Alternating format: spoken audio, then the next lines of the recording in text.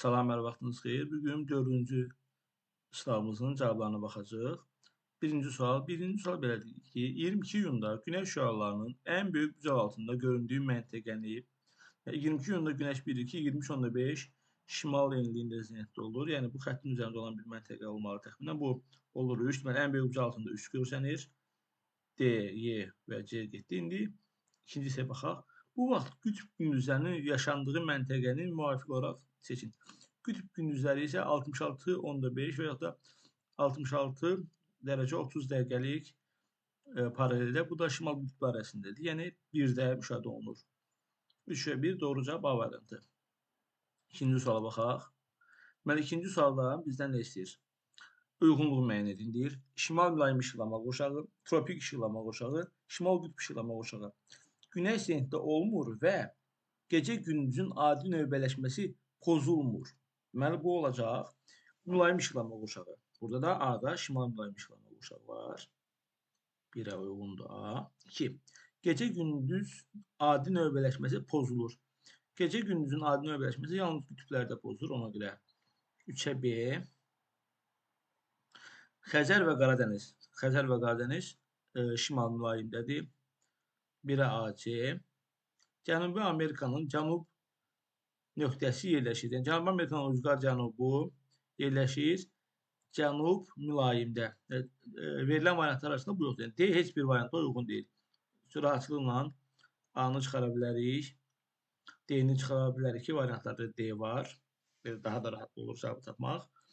Günəş il ərzində günorta vaxtı həm üfüqün cənubunda, həm də şimalda görünə bilər. Bu isə tropik işıqlama qurşağıdır. Y. A, C, Y və B. A, C, Y, ən sonunda B. Doğru cavab C. Yay gün dönümü günü qış gün dönümü günündən fərqləndirən xüsusiyyət. Bəli, 22 iyunu 22 dekabrdan fərqləndirən əlaməti tapacaq.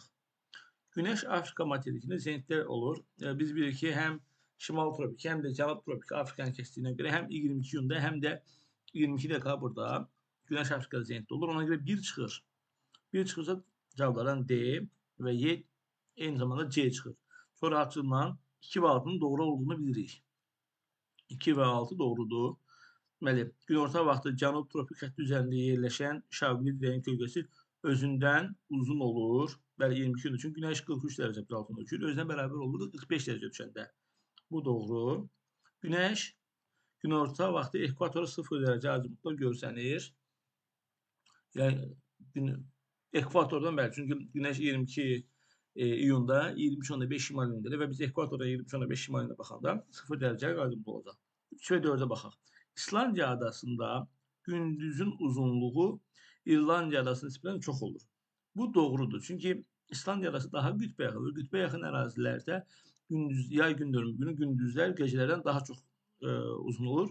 Nəinki mülayim və yaxud da ekvatora yaxın ərazilərdə. Belə deyək, ekvatorun qütbəyə getdikcə gündüzün uzunluğu daha çox artır, gecə isə qısalır. 3 də doğrudur. Cavab olacaq A variantı. Amma 4-ə də baxaq. Ekvator üzərində günəş şüaları ən kiçik bucaq altında düşür.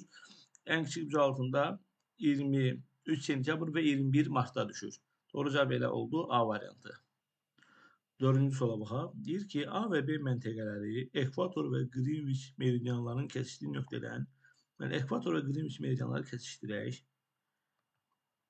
Yəni 0 dərəcəlik enlik və 0 dərəcəlik uzunluqda yerləşir. Lakin A məntəqəsi bu nöqtədən 225 dərəcə. Lakin A məntəqəsi bu nöqtədən 225. Yəni A məntəqəsi budur. 225 A. B məntəqəsi isə 315 dərəcə azimutda yerləşir. B isə 315. Yəni A yerləşir cənub-qərbdə. B yerləşir şimal-qərbdə. A məntəqəsini B məntəqəsindən fərqləndirən. Yəni biz A-ya olan aid olanlar tapacaq. Bakı şəhərindən daha uzaqda yerləşir. Bu doğrudur. Çünki B Bakı ilə eyni enlikdə deyil, eyni yarımkürədə yerləşdiyinə görə istərsəməz Bakıya olan məsafə daha qısa olacaq. Bir doğru. 21 mart tarixində günəş üfüqdə daha tez batır. Bu eyni məsafələr olduğuna görə hər ikisində günəş eyni vaxtda batacaq. cənub qütbünə daha yaxındır. B, deməli biz axtarırıq hansına aid olanı. Deməli A məntəqəsini B məntəqəsi A-ya aiddir. Cənub qütbünə daha yaxındır. Bəli, A da doğru. A cənuba yaxındır. Görürük ki, çünki cənub və qərb yarımkürəsində yerləşir. 1, 3. Deməli 1, 3 var. Yerli vaxtları daha elədir. Yox, eynidir. 180 dərəcəli meridiandan daha uzaqda yerləşir. Hər ikisi 180 dərəcəli meridiandan eyni məsafədədir. Yay gün dönümü günü günorta vaxtı günəş şüaları daha kiçik bucaqlıqda düşər. Bəli, doğrudur. Çünki cənub yarımkürəsində yerləşir. Ona görə doğru cavab 1, 3 və 6 doğru cavab A variantı. Sxemdə verilmiş hansı məntəqələrdə fəsil dəyişkənliyi aydın müşahidə edilmir? Edilmir deyirsə, bu ekvatora yaxın və qütbə yaxın məntəqələrdir. Biz burada cavabı tapmaq üçün rahatçılıqla 2, 4 və 6-nı cavablardan çıxmalıyıq ki, bunlar çünki mülayim eyniliklərdir və mülayim eyniliklərdə deməli, fəsil dəyişkənliyi aydın müşahidə olunur. 2, 4 və 6-nı çıxar cavablardan. Buradan 2 və 4-ü çıxırıq D-dən, 6-nı çıxırıq B-dən, 2 və 6-nı çıxırıq Y-dən, 4-ü çıxırıq C-dən. Cavab olur 1, 3 və 7. Yəni 5 üçün də doğru idi. Sadəcə burada biz artıq doğruları tapıb yanlışları saxlamalıyıq və doğru cavab olur A variantı. 6-cı suala baxaq.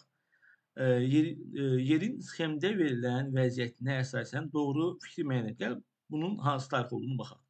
Fikir verin, şimal qütb dairəsindən şimalda qalan ərazilərdə qütb gecələrdir. Cənub qütb dairəsindən cənubda qalan ərazilərdə qütb günləri. Deməli, bu 22 dekabr tarixi üçündür. 22 dekabr tarixinə aid olan vəziyyətə tapaq. Qış gün dönümü günüdür və bu tarixdən sonra cənub qütb dairəsində gündüzün uzunluğu qısalır. Bəli, çünki ən uzun gündüz 22 dekabrda olur. 22 dekabrdan sonra gündüzlər başlayır qısalmağa. Bir doğru. Danimarkada gecənin uzunluğu Portuqaliyadan daha qısadır. Əksinə, Portuqaliyaya nisbətən Danimarka qütbə yaxın olduğuna görə şimal qütbündə. Orada gecələr daha uzun olacaq. 2 səhv, 2-ni çıxarırıq. 3. Şimal qütb dairəsində qütb gündüzüdür. Şimal qütb dairəsində bugün qütb gecəsidir. 3-ü də çıxarırıq. Yaz gecə gündüz bərabərliyi günü xeyr, qış gün dönümüdür. Cənub qütb dairəsində qütb gündüzüdür. Doğru. Şimal tropik xəttinə günəş şüalarının günorta vaxtı düşmə bucağı 43 doğrudur. Cavab B. Bu 43-ü necə tapırıq? 90 çıx 23.5 çıx 23.5. Deməli, 23.5-lər hardan qoyuruq? Birinci 23.5, 90 çıx 23.5-də istifadə etdiyimiz 23.5 şimal tropik xəttinin dərəcəsidir. İkinci 23.5 isə güləşin zəngdə olduğu cənub tropikinin cavabıdır və bu da bərabərdir. 23.5-ləri toplasamız 47, 90-dan da 47 çıxsamız cavab olacaq 43. Doğru cavab B variantı olacaq. 7-ci suala baxaq. Şimal yarımkürəsində olan səyyah günorta vaxtı kölgənin 180 dərəcəlik azimutda göstərdiyini müşahidə etdi. Səyyahın hansı coğrafi enlikdə ola biləcəyini müəyyən edin. Şimal yarımkürəsində olan səyyah günorta vaxtı kölgə 180 dərəcəlik. Deməli, nəzərə almaq lazımdır ki, günəş maksimal ola bilər 23.5 şimal enliyində. Günəş 23.5 şimal enliyində. Ümumiyyətlə, ən pik nöqtədə zeyində olan zaman, hər hansısa başqa bir məntəqədə ola bilər, o doğrudur, amma şimalda olan zaman kölgənin 180 dərəcəlik azimutda olduğunu görə bilərik. Bu ərazilər halardır? 23.5 ilə 0 arası, yəni ekvator ilə şimal tropikinin arasında kölgə 180-i göstərə bilər. Çünki digər qalan bütün məntəqələrdə, şimal məntəqələrində kölgə 0 dərəcəlik azimutda göstərir günorta vaxtı. Burada 1 olar, 2 olması üçün 25-dir, 4 olar 16-dır və 5 olar 10 dərəcə şimal enlidir. 25, 30 və 36 şimal enliklərdə isə kölgə 0 dərəcəlik azimutda göstərəcək, 180-i yox. 1, 4 və 5. B variantı. Bakı şəhərində yay gün dönümü günorta olarsa, bizdə 50 dərəcə şimal enlidir. Daha doğrusu 50 dərəcəlik şərq uzunluğudur. Günortadır, yəni saat 12:00-dır. Verilən əlamətlərin aid olduğu məntəqələrin coğrafi koordinatlarını təyin edin. Deməli, Məntəqədə gecə yarıdır. Yəni gecə yarıdır deməli bu Bakının əks meridianı olacaq. 50 şərq uzunluğunun əks meridianı tapmaq üçün 180-dən 50-ni çıxırıq və qərb yazdıq amma. Bu olacaq 130 qərb uzunluğunda. Məntəqəmiz 130 dərəcəlik qərb uzunluğunda yerləşir. Verilənlər arasında A-nı, C-ni və Y-ni çıxırıq. Qış fəsli başlayır. Qış fəsli başlayırsa, deməli olacaq cənub yarımkürəsində. 50 şimal enliyi olmaz. Buna çıxırıq. Ən uzun gecədir. Bəli, yay gün dönümü günü cənub yarımkürəsində yerləşən məntəqələrdə ən uzun gecə olur. Ona görə doğru cavab B variantı. 12 cənub enliliyi, 50-60 şərq uzunluğu, 35 şimal enliliyi, 85 qərb uzunluğu, 68 cənub enliliyi, 174 şərq uzunluğu. Uyğunluğu tapırıq. İl ərzində gecə və gündüzün uzunluqları arasında vaxt fərqi daha az olur. Bu ekvatora ən yaxın olan məntəqələrdir. Burada da ekvatora ən yaxın olan məntəqə 12 cənub enliyidir. 1-ə A getdi. 1-ə A gedirsə Y variantı, B və D variantlarını çıxırıq. Yeni ili daha tez qarşılayır. Bu 180 dərəcəlik şərq uzunluğuna ən yaxın olan 3-ə B. Artıq cavabı tapmış olduq, amma yenə axıra qədər baxacağıq.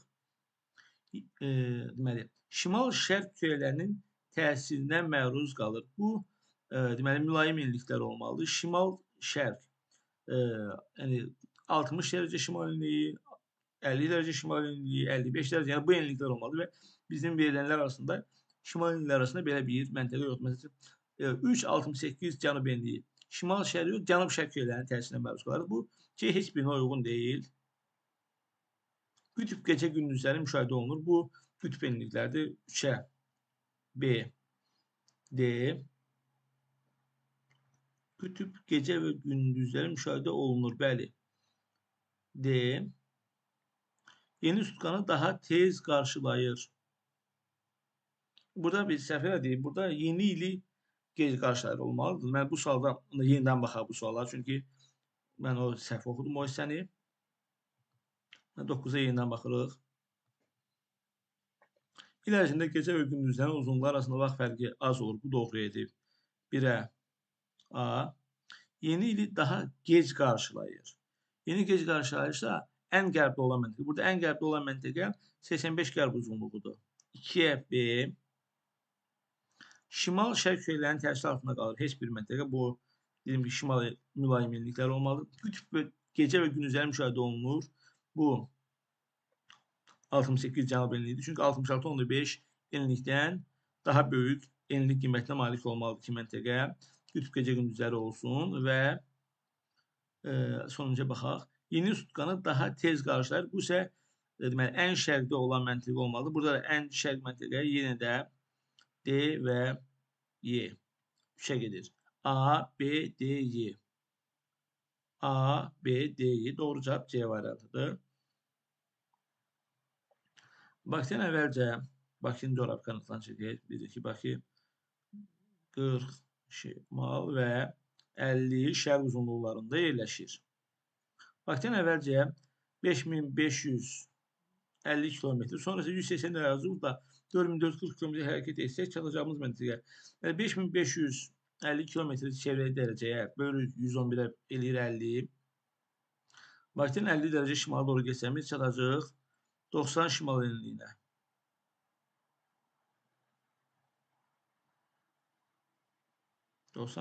çatdıq. Sonra isə 4440 km 180 dərəcə cənuba gəlsəmiz çatacaq 50 şimal enliyinə. Çünki 90-dan 40 çıxanda 4440 dərəcə eləyir axı böləndə 111-ə. 50 şimal enliyinə. Meridianımız isə dəyişəcək. Çünki 50 dərəcə şərq uzunluğuna gəlib. Biz əks meridiana keçmişik. Əks meridian da olacaq 130 qərb uzunluğu. Məntəqəmiz 130 qərb, 50 şimaldır. Şimal və qərb yarımkürəsində yerləşir. Doğru. Yerli vaxtı Bakıdan irəlidədir, geridədir. Mülayim işıqlanma qurşağında yerləşir. 50 dərəcəlik enlik mülayim işıqlanma qurşağında yerləşir. Doğru. Günəş işığının maksimal düşmə bucağı 63.5-dir. Bəli. 90 çıx, 50 çıx, üstə gəlir 23.5, eləyir 63.5. Doğru. Bakıya nisbətən başlanğıc meridiana daha yaxındır. Xeyr, başlanğıc meridiana Bakının 50 dərəcə məsafəsi var. Həmin məntəqənin isə 130 dərəcəlik məsafəsi var. Günəş ildə 2 dəfə sentrdə olur. Xeyr, günəş ümumiyyətlə sentrdə olmur, milometlikdədir. 1, 3 və 4 doğru cavabımız olacaq C variantı. 11-ci sualın cavabına baxaq. Bu məntəqənin yerləşdiyi enlikdə yerin öz oxu tərəfində fırlanma sürəti Bakının yerləşdiyi enliyə nisbətən çoxdur. Biz bilirik ki, ekvatorun qütblərə getdikcə yerin öz oxu tərəfində fırlanma sürəti azalır. Yəni, bu məntəqə yerləşir 40 şimal enliyi və 40 cənub enliyinin arasında bir məntəqə. Gəl baxaq. Bakı ilə eyni coğrafi uzunluqda yerləşir. Deməli, bu məntəqə 50 şərq uzunluğunda yerləşir. Qütb ulduzu müşahidə edilir. Deməli, bu şimal yarımkürəsindədir. Deməli, 0 dərəcə ilə 40 dərəcə şimal enlikləri arasında bir məntəqə olacaq bu. 50 şərq uzunluğunda yerləşir və şimal yarımkürəsində. Doğru olmayan. Günəş zengdə ola bilər. Günəş əlbəttə zengdə ola bilər. Çünki bu məntəqələr arasında tutaq ki, 10, 15, 20 dərəcəlik şimal enliyi də ola bilər. Günəş ola bilər. Bu doğrudur. Bizə səhvlər axtarırıq. Bunu götürmürük. Ekvatordan şimalda və Greenwich meridianından qərbdə yerləşir. Xeyr, 50 şərq uzunluğudur. Bu da olur ki, şərqdə yerləşir. Bu yanlışdır. Bizim cavabı üçün isə doğrudur. 2-ni götürürük. Qütb gecə gündüzləri müşahidə edilmir. Doğrudur, edilmir. Bizim cavabımız üçün də lazım deyil bu. Deməli, 2-ni götürürük. Cavab artıq burada məlumdur. Greenwich meridianı ilə yerli vaxt fərqi 3 saatdır. Yerli vaxt fərqi isə 50 şərq uzunluğu Greenwich 50 dərəcə var. 50 dərəcəni zamana çevirəndə 50-ni vurub 4-ə eləyir 200 dəqiqə. 200 dəqiqəni saata çevirəndə eləyir 3 saat 20 dəqiqə. Yanlışdır. Cavabımız üçün doğru. Bakıdan 180 dərəcəlik acımtı yerləşir. Bəli, Bakıdan cənubda yerləşdiyinə görə, yəni dedik ki, 30, 40, 30, 20, 25 dərəcəlik şimal enlikləri ola bilər də istənilən biri, yəni 0-40 arasında. Və 0-40 arasında olan istənilən məntəqə Bakıdan cənubda yerləşir.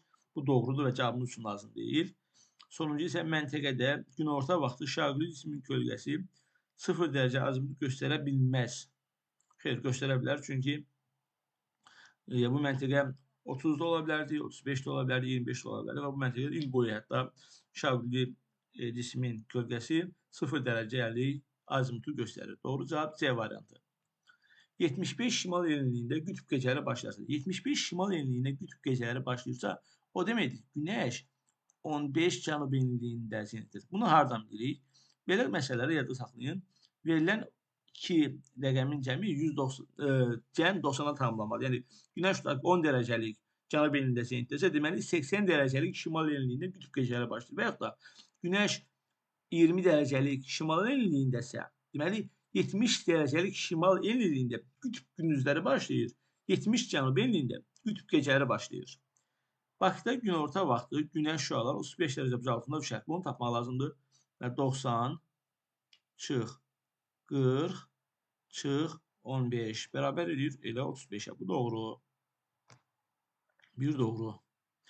Şimal qütb dairəsində qütb gecəsidir. Yox, şimal qütb dairəsində hələ qütb gecəsi deyil. Şimal qütb dairəsində deməli, günəş 23.5 dərəcəlik cənub enliyində zenitdə olan zaman baş verəcək. Cənub qütb dairəsində qütb gündüzünün uzunluğu maksimumdur. Xeyr, yenə də bu da doğrudur deyil. Çünki cənub qütb dairəsində qütb uzunluğu maksimal uzunluğu günəşin 23.5 dərəcə cənub enliyində zenitdə olduğu zaman baş verəcək. Deməli, 2 və 3-ü çıxırıq cavablardan. Və doğru cavabımız artıq məlum olur ki, A olur, amma axıra qədər baxaq. Ekvatorda günorta vaxtı şaquli dirəyin kölgəsi 0 dərəcə azimutu göstərir. Bəli, çünki günəş ekvatordan cənubdadır, doğru. 15 dərəcə cənub enliyində şaquli dirəyin kölgəsi maksimum uzunluğa malik olur. Xeyr, minimal uzunluğa malik olur. Səhv. Və sonunca baxaq. Avstraliyada gündüzlər gecədən uzundur. Bəli, Avstraliyada çünki yay fəslidir. Yay fəsli olduğuna görə də gündüzlər gecədən uzun olacaq. Doğru cavab 1, 4 və 6. 13-cü suala baxaq.